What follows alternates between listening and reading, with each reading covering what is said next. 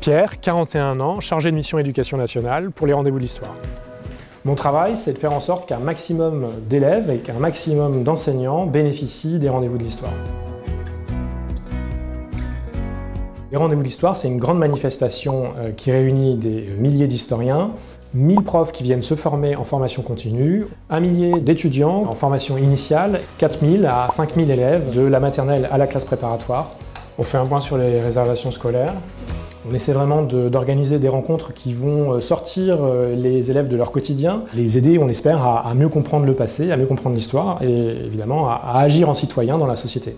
Je viens ici rencontrer des formateurs pour choisir avec eux les conférences qui seront les plus utiles aux futurs enseignants. J'ai suivi des études d'histoire en France et en Italie. J'ai passé un concours pour devenir prof et j'ai enseigné d'abord en Outre-mer, ensuite à l'étranger. J'ai ensuite postulé pour travailler au rendez-vous de l'histoire. Il faut aimer l'histoire, c'est la première qualité. Il faut avoir envie de transmettre, de donner à d'autres le plaisir de comprendre. Et puis il faut être organisé, il faut être rigoureux, il faut pouvoir travailler en équipe. J'ai besoin que mes collègues de la com, de la logistique, de l'accueil soient en relation permanente avec moi. Clairement, le festival, ouais, c'est une œuvre collective. Cécilia, 36 ans et je suis graphiste. Il ne s'agit pas de se mettre en lumière quand on est graphiste, je pense qu'il s'agit aussi de pouvoir intégrer et entendre, écouter, retranscrire ça autrement, graphiquement avec des signes et des typographies, des formes, des couleurs, c'est très riche. La créativité, elle est un peu partout.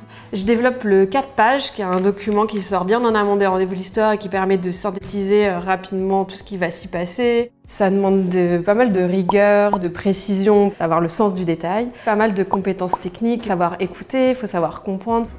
Je travaille depuis 10 ans pour les rendez-vous de l'histoire. Depuis 2021, on a créé des sortes de grands chapitres comme ça, avec ces entrées assez fortes.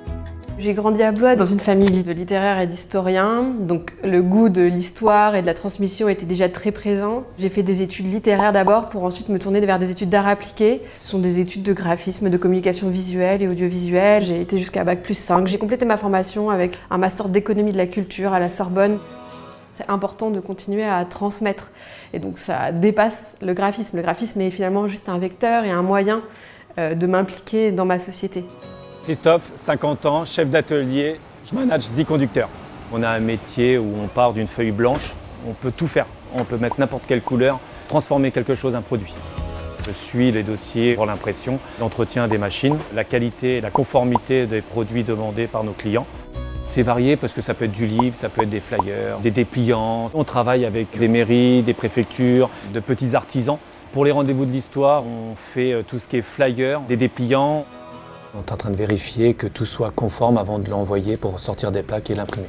Je suis dans l'impression depuis l'âge de 21 ans. J'ai commencé tout en bas de l'échelle comme conducteur. J'ai un bac productique mécanique. Aujourd'hui, il y a des BEP, il y a des bacs et il y a même des BTS dans l'impression. Les qualités pour faire ce métier, c'est d'être à l'écoute des gens et humain, exigeant. Il faut aimer transformer, il faut aimer le travail bien fait. Vous allez bien? Je continue à aller au festival et j'adore en profiter. C'est un moment où on vit en fait sa passion pour l'histoire. C'est une magie que j'ai envie de reproduire et j'ai envie qu'un maximum de gens en profitent et d'enfants en particulier.